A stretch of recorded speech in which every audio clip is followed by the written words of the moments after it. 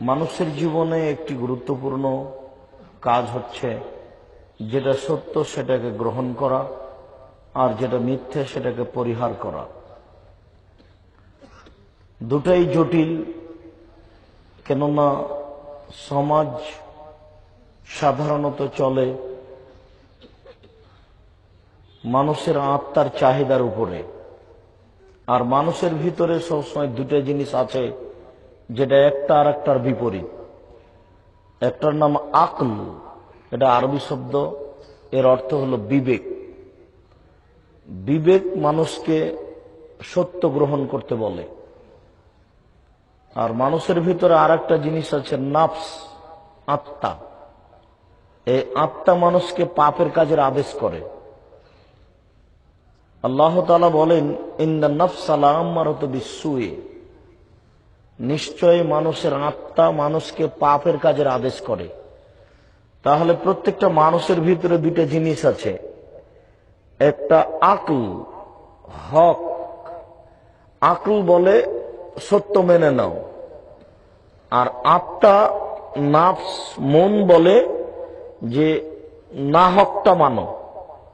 সবসময় মানুষের ভিতরে দুইটা জিনিস কাজ করে। সাধারণত যেটা না হক সেটাই প্রাধান্য পায়। আত্মা সবসময় জয়ী হয়, যেটাতে মানুষকে পাপের কাজের আদেশ করে। যদি একটা হাদিসে এইভাবে এসেছে যে আল্লাহ তাআলা বিবেককে সৃষ্টি করার পরে বিবেককে বললেন, বিবেক আকল কুম, দাঁড়াও। ফাকামা, বিবেক দাঁড়ালো। বিবেক ইজলিস, বসো। ফাজালাসা, বিবেক বসলো। বিবেক আকবেল, সামনের দিকে আসো। ফাকবালা, বিবেক সামনের দিকে আসলো। বিবেক আকবের, পিছে হটো। ফাদবারা, বিবেক পিছে হটলো। তখন আল্লাহ তাআলা বলছেন, বিবেক মনে রেখো, মা খালাকতো খালকান হে আহসানু মিনকা আফজালু মিনকা ওয়া আখযু বিকা ইয়াউমাল কিয়ামা। মনে রেখো বিবেক, আমি পৃথিবীতে তোমার চেয়ে উত্তম কিছু সৃষ্টি করিনি। বিবেক, তুমি এমন একটা জিনিস যে আমি তোমাকে পৃথিবীতে সবচেয়ে উত্তম করে সৃষ্টি করেছি। বিচারের মাঠে আমি তোমাকেই ধরব। যার বিবেক নেই তার বিচার নেই।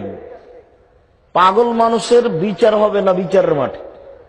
যার যত বুদ্ধি বেশি, যার যত বিবেক বেশি, তার তত বিচার কঠিন হবে। তার মানে ও তার বিবেককে কাজে লাগিয়েছে কিনা এটা আল্লাহ খুব কঠিন ভাবে পরীক্ষা করবেন। মানুষ বিবেককে কাজে লাগায় নেয়, আর সামাজিক নোংরা তৎপরতা এত জোরালো, বিশেষ করে গণতন্ত্রের ক্ষমতা, রাজনৈতিক ক্ষমতা এত দুর্বল জিনিস যে সব সময় মানুষকে আত্মার উপরে চলতে বলে। যেটা জোর করে দখল করা যাবে সেটাই হলো সমাজ, যেটা জোর করে কিছু করা যায় সেটাই হলো দল। আর এটা যখন প্রাধান্য পাবে তখন হক আকল কাজ করতে পারবে না। মানুষ নিচে নামতে নামতে নামতে এত নিচে নেমে যাবে যে মানুষের বিবেক আছে এটা মানুষই ভাবতে পারবে না।